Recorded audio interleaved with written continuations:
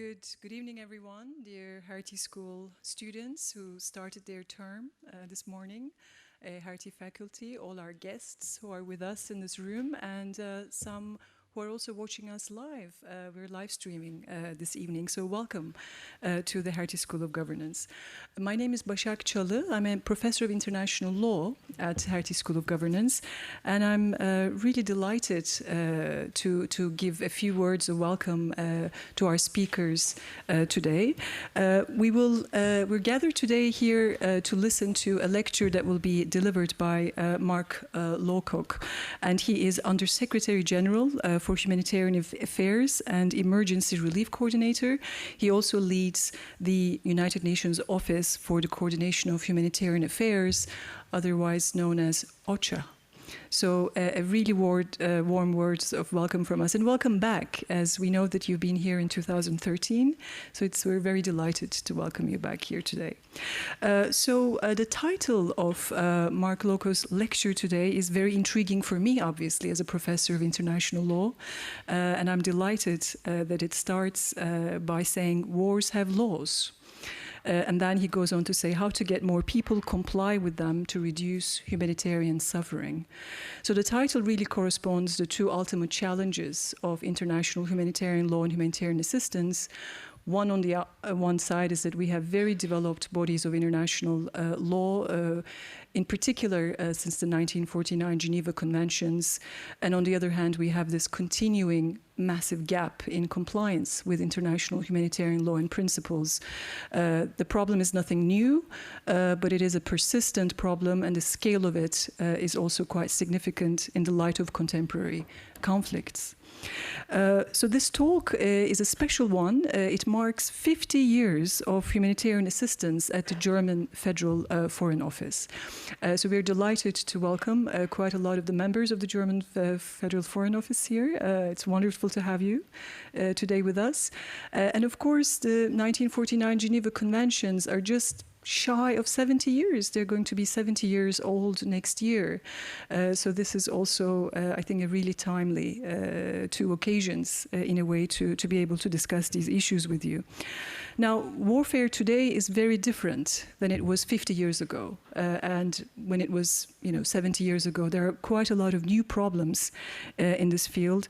One thing that we know for sure is that most international conflicts are of a non-international character, rather than international armed conflicts. We know that there are lots of proxy wars, internationalized armed conflicts, which complicates humanitarian access issues. But one of the issues that I'd like to highlight for us as listeners is that we also don't have very reliable information on what goes on in conflicts and what kind of real issues there are in relation to humanitarian access. In terms of citizenship access, of what we can know and how we can actually evaluate this, I think there's also a very serious gap in that regard. So I'm absolutely delighted that we have an outstanding expert who has a very, very long and distinguished career in engaging these issues, who would be able to give us an overview of the practice on the ground and also the practical difficulties as we face these today. So the order of the day. So I first would like to introduce you Rüdiger König. He is the Director General for Crisis Prevention, Stabilization, Peace Building and Humanitarian Assistance. It's a long title, Ambassador, in the German Federal Foreign Office. He's been leading this office since 2015, and I'm delighted to say that 2015 is also the year when this office was established in the Foreign Office. Rüdiger König has had a distinguished career in the German Foreign Office. He's engaged with humanitarian assistance, but lots of other issues. He also served as an ambassador to Afghanistan for 3 years, between 2010 and 2013. So let me welcome you on stage to give us a few words of welcome, and then we will have the talk by Mark Lowcock, and then we will have a bit of a question and answer session after the talk as well. So welcome again, and we're looking forward to your talk. Thank you for coming here.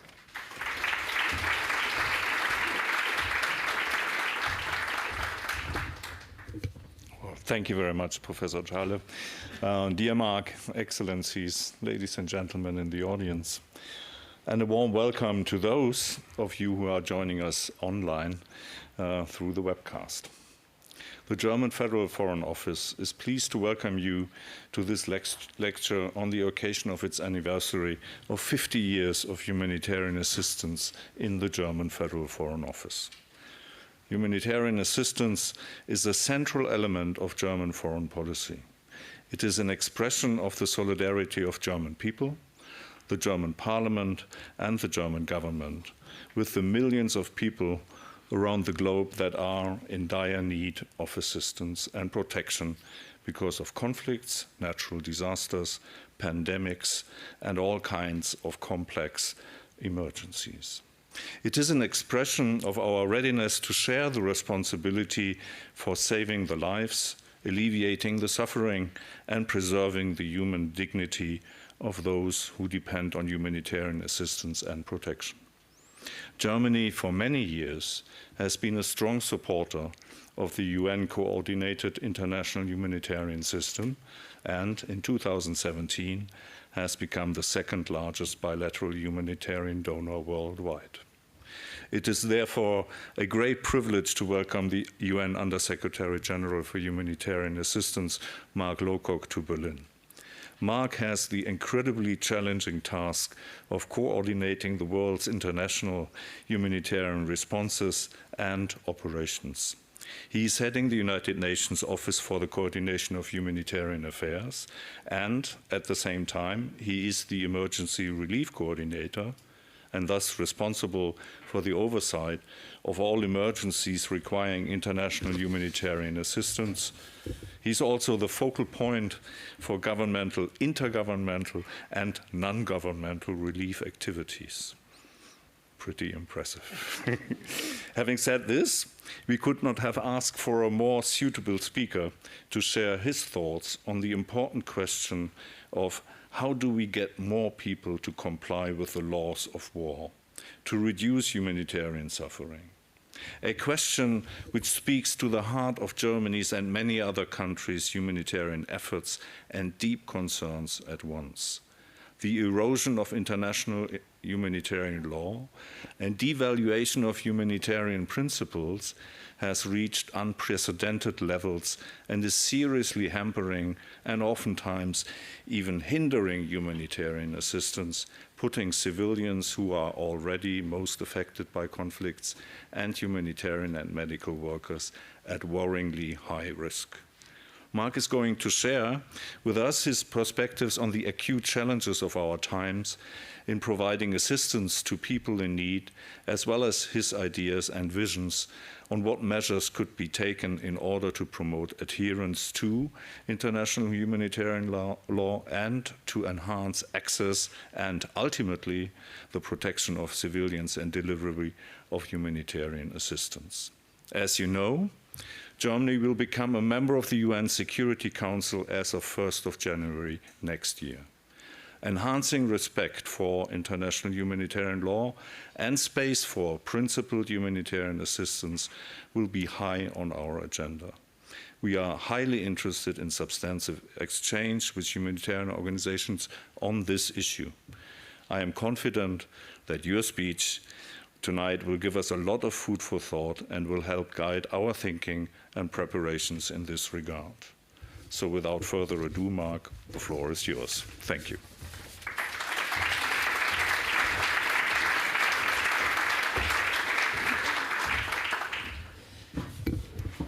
Well, Basak, Rudiger, thank you very much indeed. Thank you all for coming, both those of you on the virtual in the virtual room and all of you here in the room. And yes, I was here at the Hertie School in 2013. Then I was the Permanent Secretary of the British Department for International Development.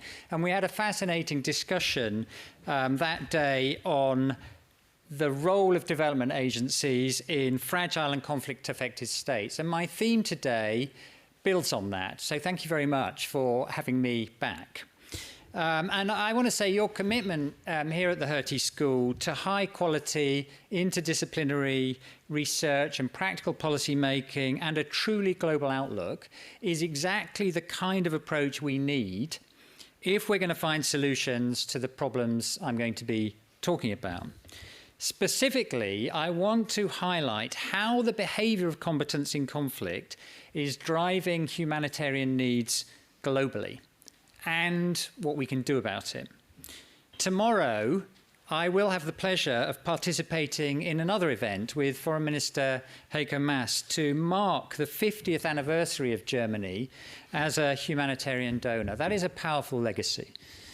Generations of German people have understood that alleviating the suffering of people in one corner of the world is not only the right thing to do morally, but is also in the interests of Germany and Europe and the wider world. And yes, last year Germany was the second largest humanitarian donor, providing almost $2.5 billion euros in humanitarian assistance.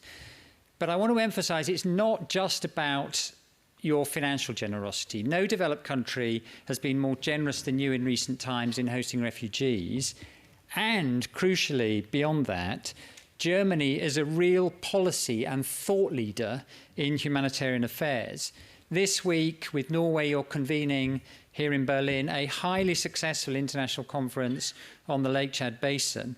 The conference is not just raising vital funds for humanitarian needs, but also seeking solutions to build and sustain peace. And it's exactly this kind of strategic thinking and leadership that makes Germany a vital partner for the whole humanitarian system. And that's why I'm particularly pleased to be giving this talk here today in Berlin. So thank you.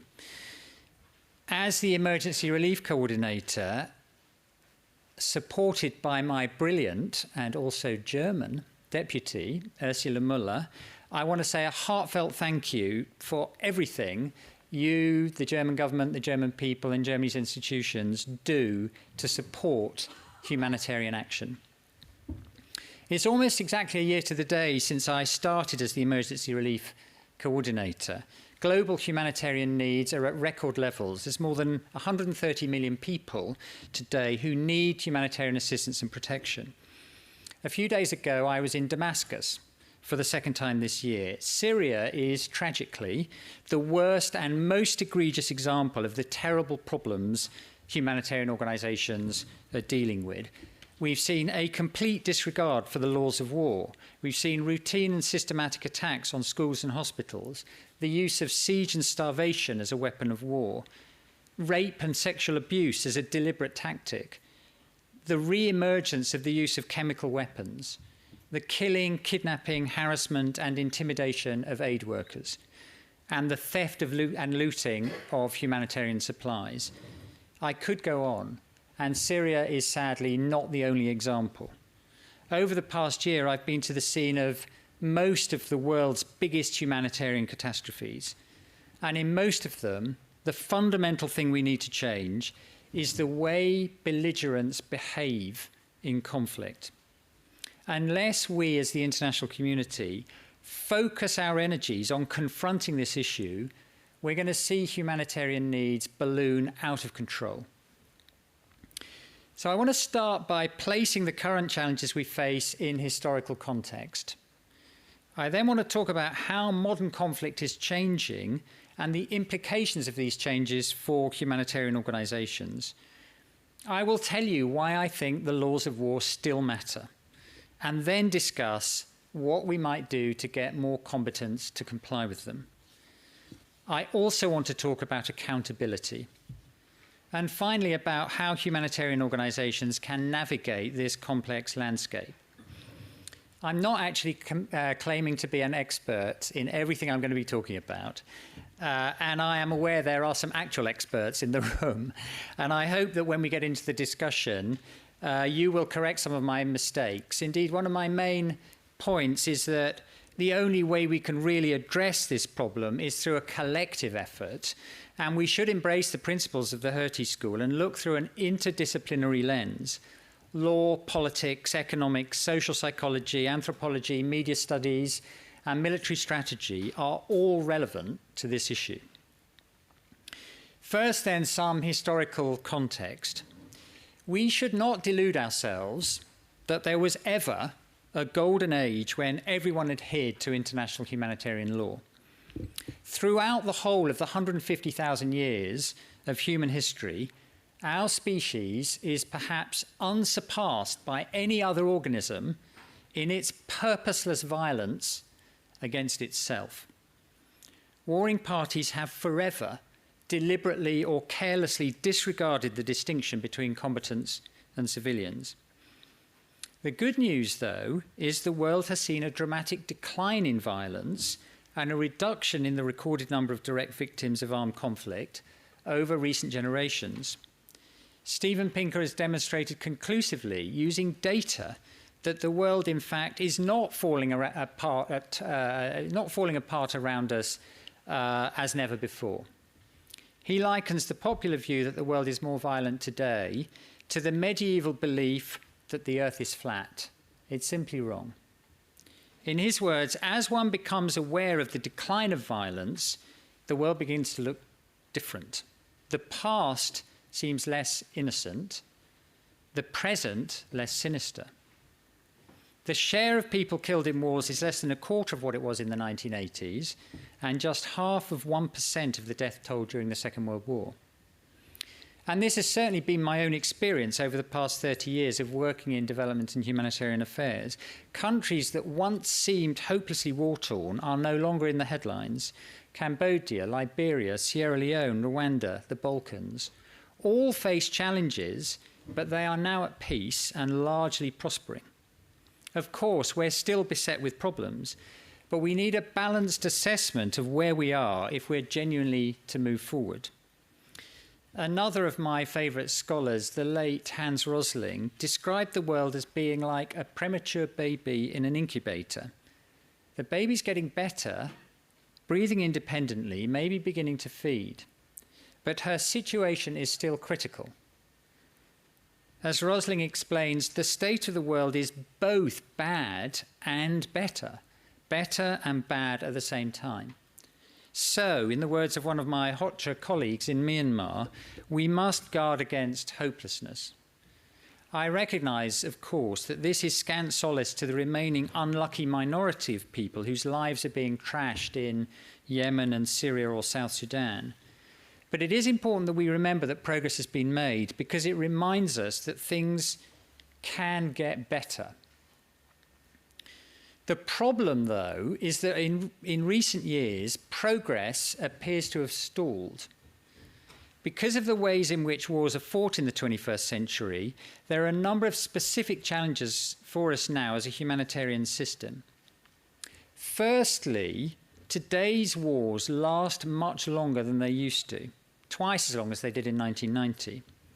Outright military victories are harder to achieve, and negotiated settlements often no longer stick. One reason is the internationalization of conflict. Internal armed conflicts are fueled by external states or non-state foreign fighters, often pursuing political, economic, and ideological interests. Non-state armed groups are often bolstered by the arrival of foreign fighters. The US State Department estimated in 2016 that there were over 40,000 foreign fighters in Syria from around 100 different countries. Put simply, if a country is not your home, you have fewer incentives to stop fighting. We've also seen a vast increase in the number of armed groups in any conflict. In 1950, there were an average of 8 armed groups in a civil war. By 2010, the average had jumped to 14. In 2014, it was estimated that in Syria alone, there were more than 1,000 different active armed groups. The result is a complex web of groups, often with very loose chains of command and with very little grasp of the laws of war. And the motivation of many of these groups is purely profit. They thrive off the illicit economy, which requires a state of war, or at least low-intensity armed conflict, to keep the rule of law out.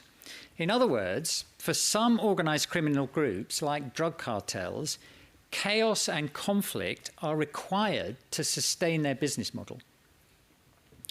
The past 20 years have also seen the emergence of transnational terrorist groups like Daesh and Al-Qaeda. Their nihilistic ideologies totally reject the laws of war and are often used to justify unspeakable violence against innocent civilians. Terrorism as a tactic is by intention often indiscriminate and disproportionate. The whole purpose is just what it says on the tin, to spread terror to as many people as possible. And the overwhelming majority of its victims are innocent civilians in the poorest countries. Secondly, conflicts are increasingly played out in densely populated urban settings where casualties, therefore, are overwhelmingly civilian. Urban conflict inevitably destroys essential infrastructure. This in turn has lasting effects on health, food security and livelihoods. In eastern Ukraine, the Donetsk water filter station has come under attack 20 times this year alone. That's interrupted the water supply to nearly 350,000 people on both sides of the contact line. So these attacks have in effect been friendly fire against people on the attacker's own side. A third important trend is the emerging preference for the use of remote warfare and especially aerial bombing with so-called precision-guided smart weapons. Over the last 20 or 30 years, in countries with advanced militaries, citizens' tolerance for casualties in what they see as discretionary military interventions overseas has declined. The consequence of this has been an increasing reliance on remote warfare and air power to pursue military objectives, regardless of the impact. Surgical strikes, where civilians are genuinely protected, are all but impossible against non-state armed groups who have consciously embedded themselves among the civilian population. Fourthly, we're seeing military warfare and economic warfare go hand in hand. To give just one example, the military tactics of siege, starve and surrender have re-emerged. Just in Syria, we've seen that in Aleppo, Eastern Ghouta, Fur and Kafraya. Now, these characteristics of modern conflict have in turn created 4 humanitarian challenges. Firstly, civilians are routinely killed or maimed in conflict, too often in large numbers, as we've seen especially in Yemen and Syria. Second, as fighting endures, so do humanitarian needs. Humanitarian agencies cannot leave. The average length of our humanitarian appeals has risen from 4 years in 2005 to 7 years in 2017. Thirdly, conflict has forced a record number of people to flee their homes. At the end of last year, the number of people forcibly displaced because of persecution, conflict, or generalized violence had reached nearly 70 million. 1 person in 100 on the planet. Fourthly, displacement directly exacerbates hunger and disease. Conflict was a feature of the 4 famines that humanitarian organizations were staving off last year in Somalia and South Sudan and Yemen and northeast Nigeria. People denied salaries or livelihoods during a conflict eventually slip into food insecurity and even famine conditions. In my lifetime, the world has eradicated deadly diseases and improved nutrition for hundreds of millions of people across the planet, but not where there is violence. 60% of the people who struggle to meet basic food requirements live in countries decimated by violence. In South Sudan, where I was just 3 months ago, 7 million people are now severely food insecure because violence has completely destroyed their livelihoods. And too often that violence also means that we can't reach them with humanitarian assistance. In the Democratic Republic of Congo, we are right now struggling to contain the latest Ebola outbreak because of fighting, even though we have a vaccine. And in Yemen, hostilities make it difficult for us to support health, water and sanitation programs, which are needed to control the cholera and diphtheria outbreaks. Fifth, the old shibboleth which prevailed when I started my career, that no warring parties would attack aid agencies, has tragically broken down. Aid workers have increasingly come under attack. Last year, 139 aid workers were killed in the line of duty. And last month marked the 15th anniversary of the Canal Hotel bombing in Baghdad, where 22 people, including many UN staff, were killed. One of them was my predecessor in this job, Sergio Vieira de Mello. Therefore, I hope you'll agree, it's clear that 21st century conflicts present major challenges for humanitarians.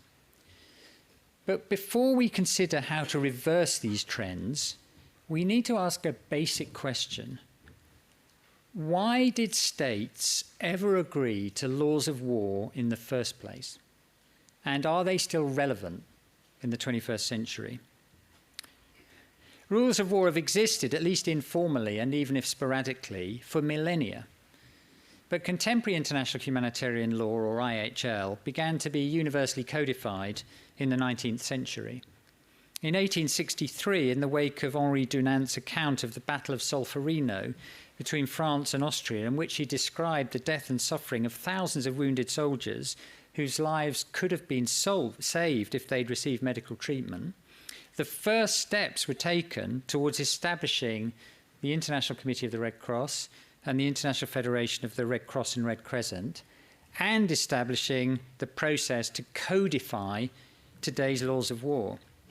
What I'm talking about encompasses international humanitarian law and international human rights law, and it deals with the protection of civilians and genocide and crimes against humanity, ethnic cleansing, forced disappearances, systematic massacres, religious persecution, sexual violence in conflict, starvation as a weapon of war, and all the other horrors that confront us. But why did states agree to the laws of war? I think there are two persuasive answers to this question. Firstly, because it is morally right. Human beings, it turns out, have a moral core which increasingly has overcome their violent urges. Protecting the civilians, the wounded and the sick, including fighters, is, the vast majority of people in every corner of this planet now believe, the moral and humane thing to do. And after the horrors of the conflicts of the 20th century, the world recognized to bring humanity to the fore. But second, and perhaps most importantly, states agreed to the laws of war because of naked, possibly even enlightened self-interest. Those creating the rules wanted to ensure that their wounded soldiers, their war prisoners, and their civilians would be cared for and protected when in the hands of the enemy. To achieve that, they realized they would have to do the same, simply to avoid the tit-for-tat problem. Indeed, the entire international rules-based system was created because it serves the interests of states, and that basic fact has not changed. The changing nature of conflict, shifts in geopolitics, and other 21st century phenomena strengthen the case for us to work collectively to bolster the rules-based international system. The laws of war, including the 4 Geneva Conventions of 1949 and the additional protocols of 1977, are a cornerstone of the rules-based order. They're just as relevant as they were 70 years ago. So it follows that the challenge we have is not with the content of the law, it's with compliance with the law. So if upholding the laws of war is in the interests of fighters, why do they routinely disregard them? Well, we need to invest more in understanding the political context in which we're operating, particularly the political economy that's driving the protagonists in a conflict. And I think the excellent ICRC report, The Roots of Restraint in War, which was released in June, is one of the best studies into this question. And I can't do that report justice here today, but it captures powerful insights on the individual motivations of combatants, the influence of peer pressure, local communities, group dynamics, and the power of victimhood. But perhaps the most important conclusion from the report is that the behaviour of combatants can change, and that humanitarian actors have a role in affecting that change. There's several things we can do. Firstly, let's make sure the combatants at least know their obligations under the law. The training of the armed forces of states and the integration of IHL international military doctrine is an important part of that. But non-state groups also need to understand the law. And that can't be about abstract discussions of the details of the Geneva Conventions. We need to show how they relate to local norms and values and widely accepted standards of human behaviour. In South Sudan, for example, when discussing IHL principles with young men in cattle-keeping communities, ICRC staff approached it through the lens of wrestling, which is an important local tradition. The trainer pointed to elderly men, women and children and asked the young men who were the fighters if those people would be appropriate wrestling foes, which of course incited much laughter. The trainer was then able to make the point that some people are appropriate and legitimate combatants while others are not. The NGO Geneva Call has also found that encouraging armed groups to adopt internal policies or codes of conduct can have a self-disciplining effect. In Syria, the Kurdish People's Protection Units in 2014 signed a deed of commitment with Geneva Call to protect children in armed conflict, and it has largely worked. Secondly, we can show combatants why complying with the law is in their interests. We can highlight the costs of violations, and we can prove to governments that incurring civilian casualties will undermine their strategic goals and increase civilian support for the insurgents they're trying to combat. So, for example, in Colombia in the 1990s, the Colombian armed forces, FARC and government-supported paramilitary groups found they were hemorrhaging popular support as a result of their gross abuses of human rights.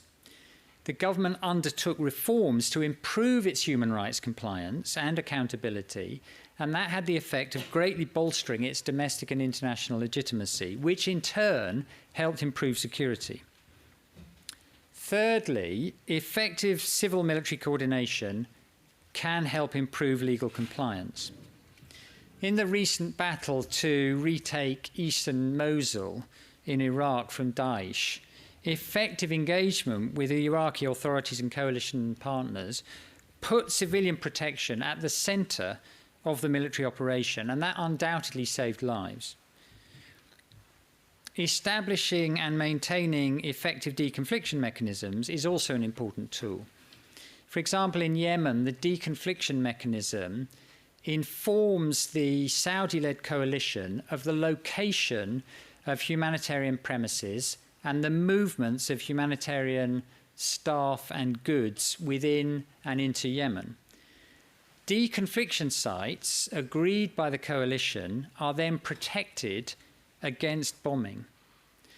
That does not absolve combatants from their obligations under IHL.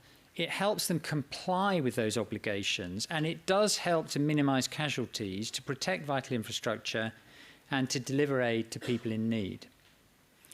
In the same vein, the Afghan government has adopted policies to prevent and mitigate civilian casualties and harm to property. They also strictly prohibit the use of civilian facilities like schools and hospitals and clinics for military purposes, and it would be a jolly good thing if that happened in more places. Regional bodies and partnerships can also play an important influencing role in advocating for compliance. G7's foreign ministers have collectively signed up to link the provision of support to parties to armed conflict with their IHL compliance. In 2009, the members of the EU all signed up to new guidelines on improving IHL compliance, and last year, for the first time, the EU reported publicly on the implementation of those guidelines. Likewise, the Africa Union's Peace and Security Department integrates IHL into the planning of all AU peace support operations, like the ones in Somalia and the Lake Chad Basin. But we also need a broader, more universal international architecture that's fit for purpose to uphold IHL. People mostly commit these unspeakable crimes when they think that they won't be seen, or they won't be caught, or they won't be punished. So we need international accountability mechanisms to ensure that they are seen and they are caught and they are punished. It's clear that the international architecture for IHL is going through a challenging period in its history, but there are some important developments which should give us at least some cause for optimism. the establishment of the International Criminal Court in 1998 is one. It was set up to ensure that the most serious crimes did not go unpunished in cases where national authorities are unable or unwilling to take action. And the evidence does suggest that it has a genuine deterrent effect. Recently, in a country I visited, I was told the story of an armed group commander who was asking what measures he needed to take to implement and respect IHL so he didn't find himself in The Hague. Several senior colleagues I consulted in preparing this talk reported the same experience in other places. The Security Council, which Germany will join on the 1st of January, also has a key role to play. Too many commentators have written off the Council. There's no doubt that on some issues it is going through a rather difficult period. But there are some bright spots. Recent resolutions have strengthened the framework for the protection of civilians. In May this year, the Council adopted Resolution 2417, drawing a link between conflict and hunger and the role that IHL plays as a line of defence against hunger and famine in armed conflict. And on the 10th of August, just 3 weeks ago, the provisions of that new resolution were used for the first time as I was asked to brief the Council specifically on the role of the conflict in increasing food insecurity in South Sudan. Concerted action on the part of the Security Council has been harder to achieve when it comes to imposing accountability measures related to the use of chemical and biological weapons.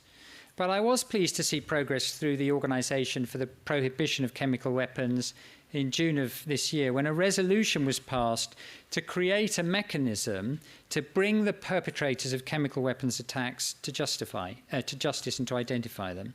That's a crucial step towards identifying them as a crucial step towards bringing the perpetrators of war crimes to justice. There are other examples of how the pursuit of justice overcomes the most difficult political obstacles. Having worked on these issues for more than 30 years, I remember when everyone feared that the monsters who committed atrocities in the Balkan Wars would never be brought to justice. But of course, Mr. Milosevic died in a prison cell in 2006. Mr. Mladic went on trial in 2012. And Mr. Karadzic, after nearly a decade detained in The Hague, began his sentence for war crimes and genocide in 2016. Sometimes effective accountability takes time. And it also requires evidence. Collecting and analysing hard data to build an evidence base, to hold belligerents to account, can go a long way. When I visited Cox's Bazar in Bangladesh late last year, I was particularly impressed by the efforts of NGOs and others to gather the testimonies of Rohingya women and children who had fled from violence in Myanmar. And last week, the UN Independent International Fact-Finding Mission on Myanmar, which was established by the Human Rights Council, issued a report stuffed full of detailed facts and evidence, which enabled it to call the country's military leaders to be investigated for crimes committed in North Rakhine State, including genocide, including crimes against humanity, and including war crimes. States also have a key role to play. One of the interesting findings from the Roots of Restraint in War is that the threat of punishment under domestic and military law sometimes exerts greater influence than the threat under IHL. And this highlights the importance of integrating IHL norms into domestic law, into standard operating procedures, and into the military's rules of engagement. The government of Afghanistan has a database to track conflict-related civilian casualties, and it has internal mechanisms to investigate allegations of human rights abuses, civilian deaths, and the recruitment of child soldiers. Now, despite these positive examples, we clearly need more creative ideas for improving compliance. Some people have suggested setting up an IHL compliance mechanism. The Swiss government and the ICRC have been advocating with state parties to the Geneva Conventions for the adoption of mechanisms to strengthen compliance. And I do wonder whether such a mechanism that, for example, listed groups that carry out IHL violations could have a similar valuable, influential effect on the way combatants behave. Before I conclude, I want to say a few words on how humanitarian actors need to adapt to the current predicament that we face. While I am optimistic that we can change the behaviour of combatants with a mix of carrots and sticks, I do not expect this to happen overnight. We have to deal with the world as it is, not as we would like it to be. So how do humanitarian agencies deliver to the most vulnerable people on the planet in the midst of conflicts? Firstly, adhering to humanitarian principles is critical.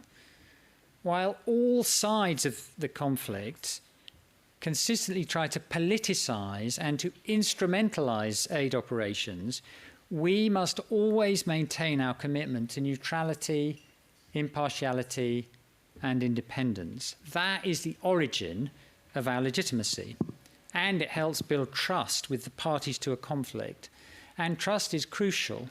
Trust is what gets a humanitarian worker a meeting with a military commander to negotiate access for the next convoy. Which brings me to my second point. We must continually learn lessons on access. During the Maoist insurgency in Nepal, OCHA facilitated the development of basic operating guidelines for engaging the belligerents on all sides. And those guidelines were used in negotiating access to Maoist-controlled areas. One remarkably telling statistic on the success of the aid effort was the halving across the whole country of Nepal's maternal mortality rate, even while the insurrection and the insurgency was going on. Thirdly, one area we clearly need to navigate is the emergence of counterterrorism legislation that risks inadvertently presenting obstacles to humanitarian action all over the world. We need to have scope to negotiate humanitarian access with all parties to a conflict. A recent Norwegian Refugee Council report has argued that counterterrorism measures impact NGOs' ability to adhere to the humanitarian principles. They lead to self-censorship because of perceived risk. They impose additional administrative burdens on their already overstretched capacity, and they risk limiting aid effectiveness. Finally, we should learn lessons to strengthen systems and processes on aid worker security.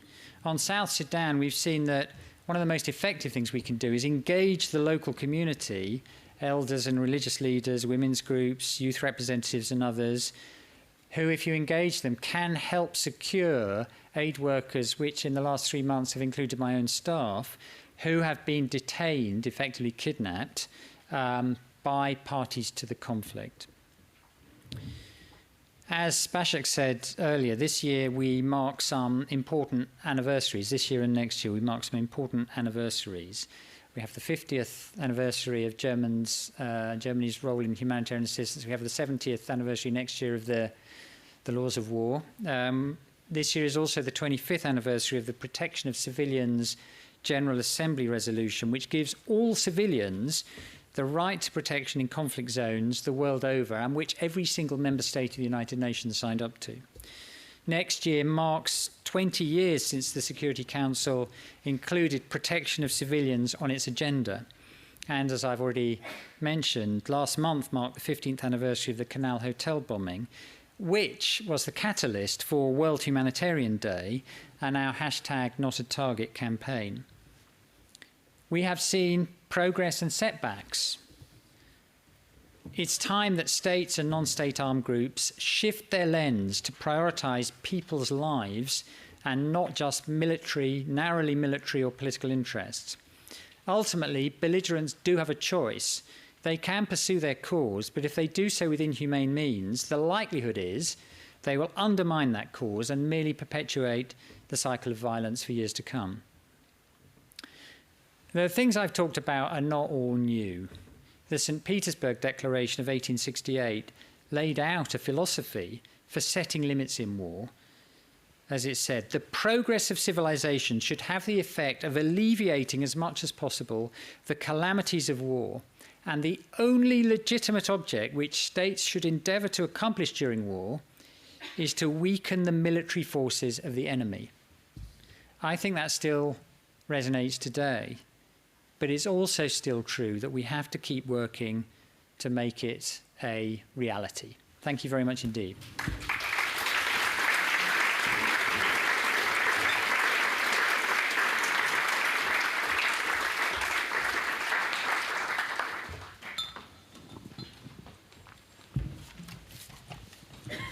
Thank you. Thank you very much. I think we have a little bit of time to take a couple of questions. I might take maybe a round of questions first. Let's see. I have a gentleman over here. You could also introduce yourselves if you would like to. And then I have, I think, a second hand over here. Are you okay taking two questions? Of course, yeah. Okay. Let's take those two questions. Yeah, hi, my name is Felix. I'm a student here, public policy, so I'm really not good with the international affairs stuff. Thank you very much for being here, first of all. I kind of wanted to challenge your point on strategic considerations because from my very limited experience, it seems that strategic considerations always go before humanitarian considerations, and that conventional rules of engagement are tossed out the window when it becomes of strategic value to that group. I mean, to name a historic example, maybe the American Independence War. But that violating or putting human lives at risk, civilian lives at risk, is actually a strategy. Hamas in Palestine, for example, or destabilizing of entire areas can also be a strategic consideration. Crimea for Russia, and that you talked about strategic considerations, convincing the groups that strategic considerations. Humanitarian considerations are of strategic interest. Could you maybe talk a little bit more about that? Thank you. I'd like to take another question, please. Feel free to introduce yourselves, but up to you. Hi, my name is Freddie Whitlow. I'm a MIA student here at the Hertie School. My question has more to do, it piggybacks a little bit off this, but unconventional warfare. So much in the post-9/11 world, you see both a proliferation of both covert and clandestine operations, particularly from states like the U.S. and Russia.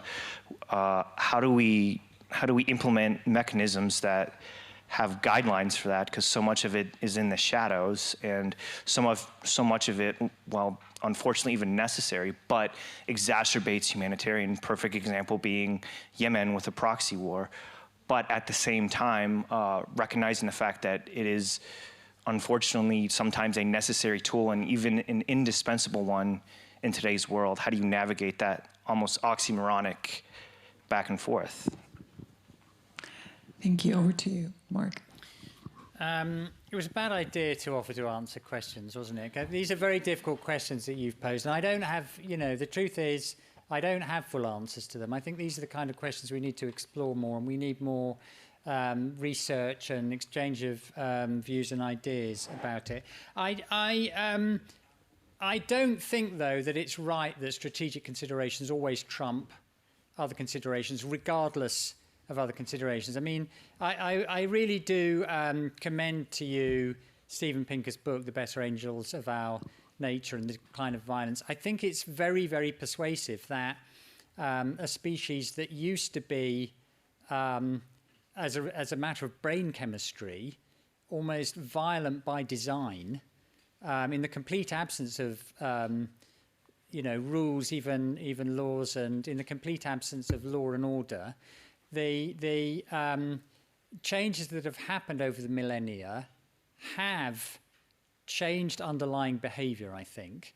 Whether brain chemistry's changed, I don't know, but it is absolutely the case that there is less tolerance in, as I said, countries with big militaries for losing lots of their own people in discretionary wars. And one consequence of that is we see more use of remote warfare, which is a new problem arising. But that's a consequence of lower tolerance for loss of civilian life from people engaging in discretionary conflicts. The flip side is also true. I mean, if you look at the reaction in and the debate that's going on in lots of countries which are selling arms to countries using them in some of the conflicts I've talked about, you can see that this is an increasingly contentious issue.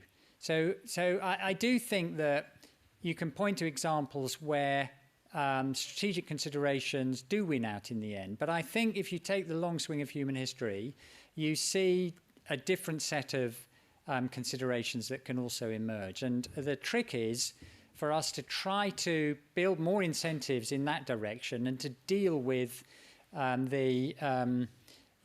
of the darker elements of our nature. We need to find more ways to do that.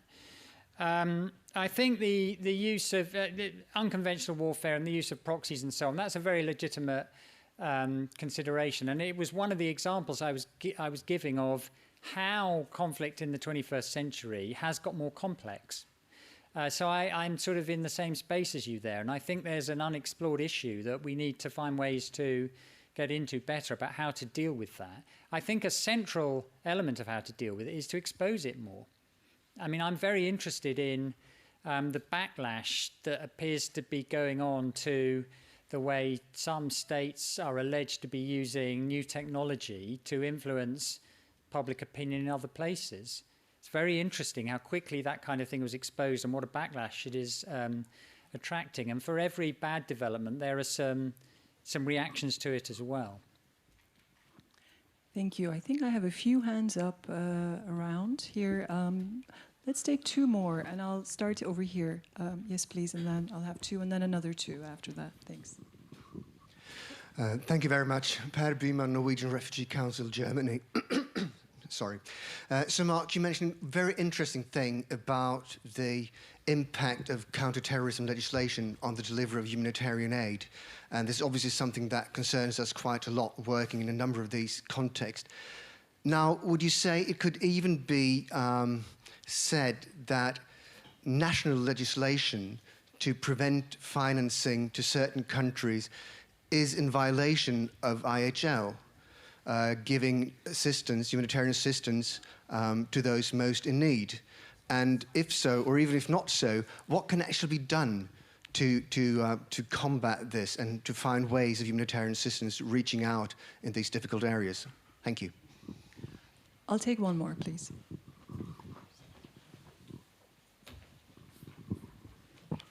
Ralph Rogowski, Professor of Law from University of Warwick.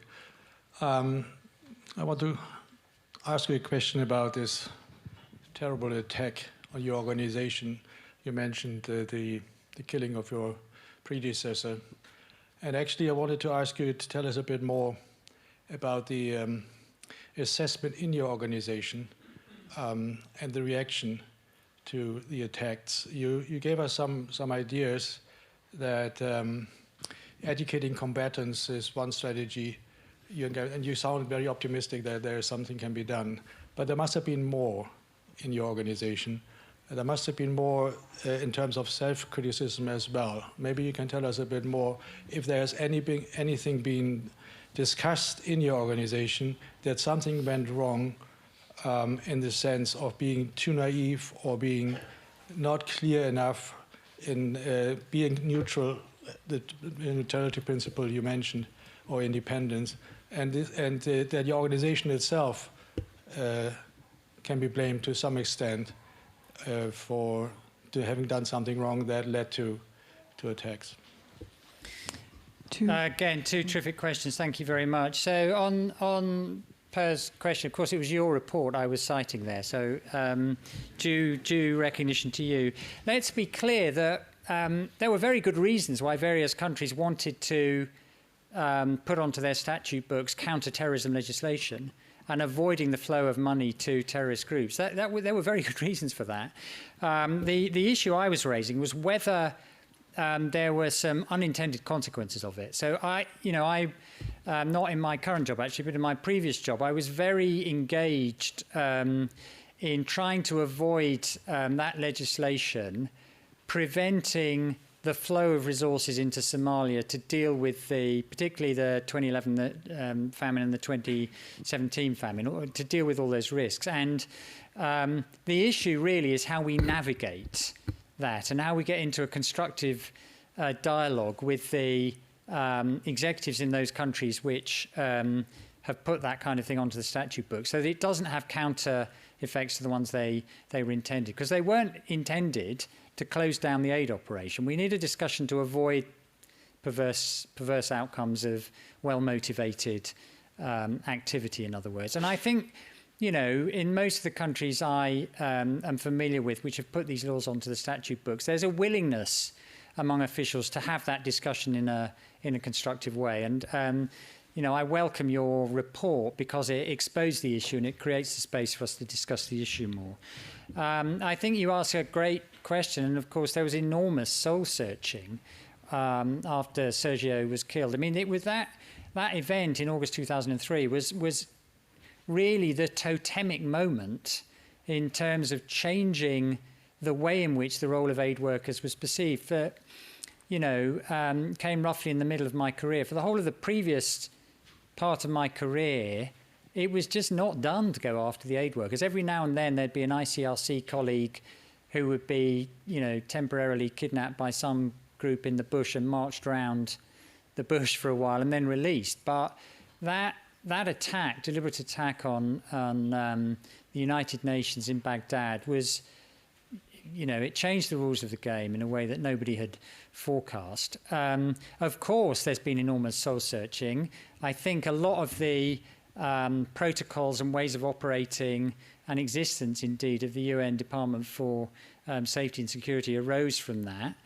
We spend a lot of time worrying about the safety and security of our staff because we have to, because they are vulnerable. And I know lots of other organisations have to do the same thing. And there was a lot of self-criticism. Sam Power wrote a rather fantastic, you know, Sam Power, who used to be the US ambassador to the United Nations, wrote a fantastic biography of Sergio, and she explores a lot of those issues. But there's no question that that event had enormous consequences, which we're all still living with and trying to deal with. Thank you. So I have a question at the back. Yes. Hi, good evening. I'm just I'm visiting Berlin. I'm from the UK, but residing as an alien in the US. And you opened with saying that Germany were providing solutions to, reduce, I guess, quabbles, if you like, or conflict on the topic of, you know, asylum seekers, migration, and whatnot. What specific kinds of solutions are you providing, and what kinds of resistance specifically come up from, you know, multiple countries in the EU about sort of asylum seekers and migration? Okay, and I'll take another question.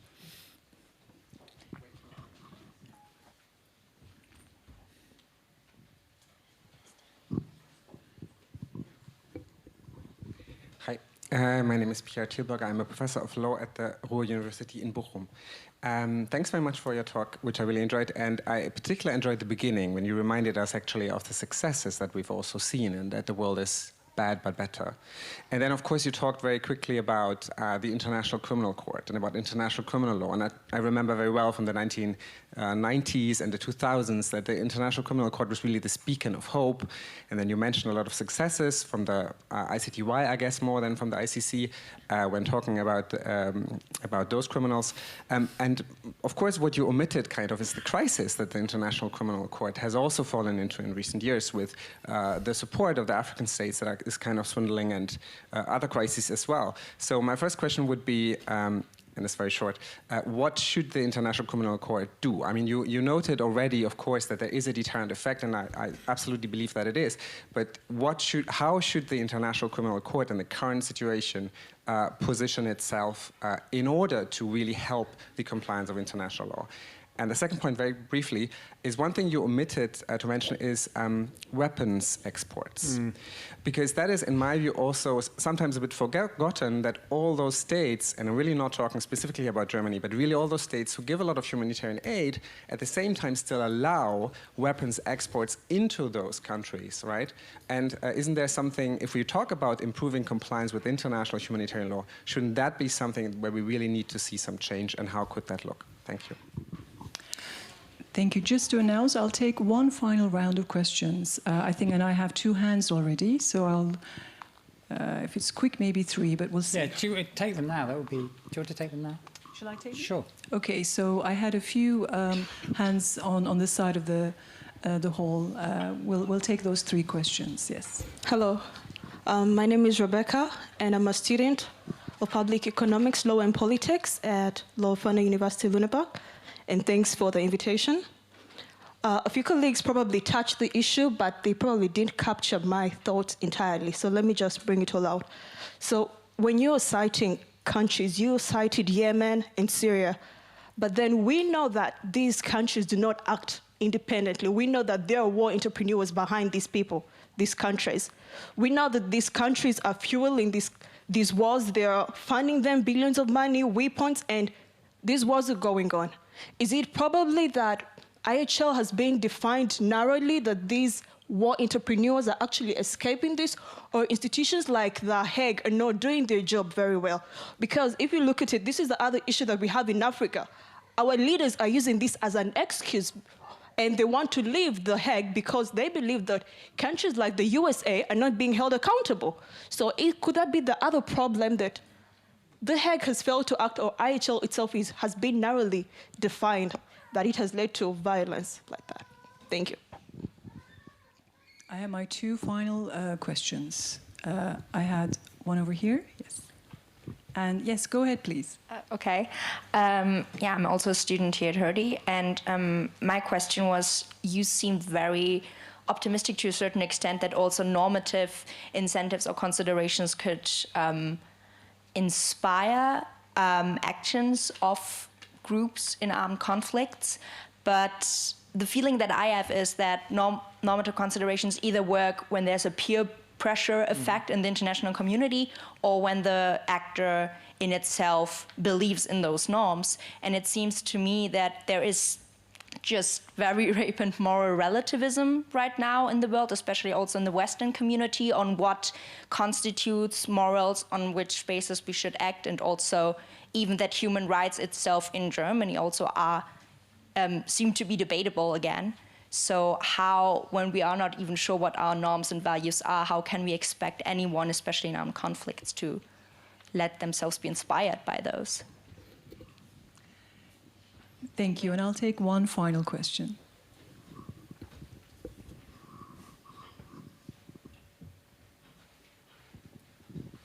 Yes, good evening. My name is Silva Laufe, and thank you very much for being here. I'm part of the UNDAC team, the Disaster Assessment Coordination Team of OCHA. Okay. I've been involved in... It's always good to have the home team in the audience. Well, let's see. I've been involved in humanitarian affairs since the year 2000, also with Sergio in East Timor, right. And have met Corny of the Lord's Resistance Army just a few weeks before I witnessed how he was surrounded and let go. And that was a strategic decision. And then I was also there in London, and you might have been there at the breakfast meeting with Salva Kiir in, I think it was 2007, where he was asking for his own country.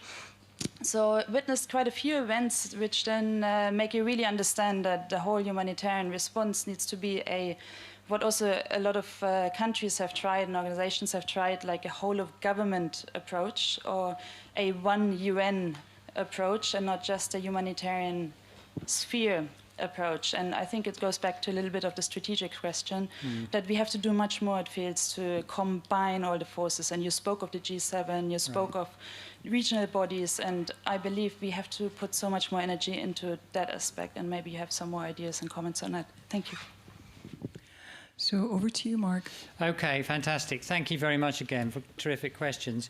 Well, let me just give you one example of something I really admire that that is Germany playing a thought leadership and a shaping role. And it's to do with this conference that we've been having here in Berlin today on the Lake Chad Basin. We had a conference in February last year in Oslo, hosted again by Norway and Germany. And at that time, we all were terrified that this crisis in the Lake Chad Basin would produce a famine in northeast Nigeria. Millions of people's lives were at stake. Now, because there was a successful effort between the countries in the region and generous financing from the donors, including in Oslo, we raised a lot of money and took the right action. That famine was averted. But we still have a massive humanitarian crisis with too many people, millions of them, reliant on humanitarian assistance. So the conference we're having today and tomorrow is about sustaining support for those millions of people whose lives have been saved, but also, crucially, building towards solutions, peace building, making people's livelihoods a bit more resilient, thinking about the underlying reasons why lots of Nigerians and people in the neighbouring states were attracted to the nihilistic ideologies that Boko Haram were perpetuating, and that was to do with the limited effect and success of development. And what we have generated, I think, I mean, the minister is going to be announcing this right now, if not shortly before. We've raised more than twice as much money to deal with these problems this year than we did last year. But also, crucially, we've taken the agenda forward to deal more with solutions. So this is the kind of approach we're going to need to have. The humanitarian system on its own reaches tens of millions of people every year and unquestionably saves millions of lives a year, but it doesn't provide the solutions. If you want to move to the solutions, you have to engage in the root causes and the underlying reasons why these crises emerge. And I do applaud the growing role that Germany has been playing on this. And I think it's a good thing for the world and also it's actually good for Germany as well, just as it is when the UK plays this kind of role too. So on the ICC, you're right, of course. I just offer a couple of observations. Of course, before 1998, there was no ICC. So, we have to see its creation itself as an opportunity. And, the reason I wanted to talk about this set of issues is exactly because, as I said at the beginning of my talk, after a period in which I think there was quite a lot of progress, the 90s and the noughties, we've seen that progress stall and reverse. And the issue we face is what to do about it. And in a way, the ICC is a symptom of that. Now, my fundamental belief is it's possible to get back onto a positive trajectory. But one of the ways in which we do that is by drawing attention to the fact that we're not on a positive trajectory at the moment and having this kind of discussion. So I agree with you, but I don't think that the right response is to abandon the set of things we put in place. The right response is to make them work better and to remind ourselves why we put those arrangements in place and the positive things they were able to do for a time, and work out how to get back onto that path. The issue, I didn't talk a lot about the issue of arms exports and so on. That's right. One thing I would observe is that in countries exporting arms into some of these conflicts, there's been very live and energetic political and legal contestation about that. So, a case obviously I know well is a legal case that was taken against the British government by lawyers, arguing that because of IHL violations, the export of British arms to Saudi Arabia in particular to be used in Yemen was illegal. Now, in that case, the judges didn't uphold the case, but the fact that it was tested that there are legal requirements in the UK for arms sales to go to places where there will be compliance itself is an important thing. And the example I gave about that being generalised across the EU and the EU starting to publicise the effect of those kind of measures, I think is an important development. And it, certainly, I can tell you as somebody who worked for a long time inside the heart of the British government on this, we thought when I was wearing my old hat, we thought very carefully about whether what was happening would be found by judges to be legally acceptable or not. And, you know, the debate on that continues. Obviously, the people who brought the case would rather the judges had reached a different outcome. But there are more tests than there used to be on some of those things. The colleague who raised the question about essentially the war economy and all the dynamics created by war economies, I completely agree with that. It's one of the things I was trying to draw attention to in my talk, and it's one of the ways in which these issues have got more complicated over the last 10 years, because there are these examples of economic activities which can only operate in the absence of the rule of law. I talked about drug cartels. It's the same for people smugglers. It's the same for child trafficking. They can't operate when the rule of law operates properly and where there are effective institutions upholding it. So they have a direct interest in chaos and conflict, and we need to face up to that and do something about it.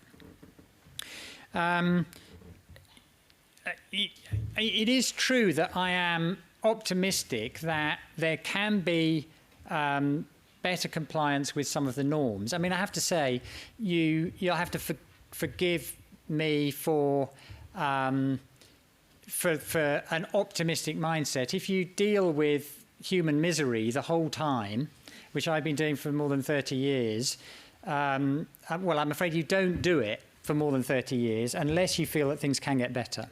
So I plead guilty to sometimes being willing to look on the bright side. But I don't think I'm a blind optimist. I think I am a rational optimist because I have seen some things get better, and I try to be realistic when they're not getting better. And I do think that peer pressure is more powerful than sometimes you might give it credit for. The politicians I know, and I talk to lots of politicians around the world in my current guise, none of them want successfully to be accused of breaching norms and standards. It's very interesting about some of the things that have gone on. If you take the case of chemical weapons, the people who are alleged to use chemical weapons in the last 2 or 3 years, after the Syrian government claimed they'd given up their chemical weapons, everybody now denies it's them who's doing it. It's quite an interesting thing that no one wants to admit that they are breaching that taboo.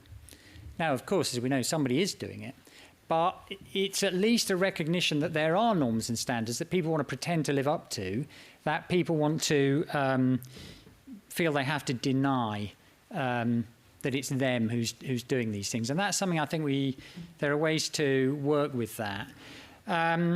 I mean, I think my colleague, you gave great examples of the things we have to worry about. And of course, as I said at the beginning, the reason I'm giving this speech is because I think this is the biggest problem. I mean, that's exactly why we need to have the discussion, that in the absence of this flagrant breaching by multiple parties all over the place of what should be universal standards, if those things weren't happening, you and I would have much less work to do, because humanitarian issues would be much, much easier to deal with. And we need to get into this debate, and that's what I'm trying to do by setting out my provocative, if incomplete, agenda. Ladies and gentlemen, what a fantastic way to start the academic year here at Hertie School of Governance. Mark, thank you very much for your talk and your engagement and pleading guilty to irrational optimism. Rüdiger, thank you. We also like to thank the German Foreign Office for helping us organize this event. And please join me in thanking our guests one more time.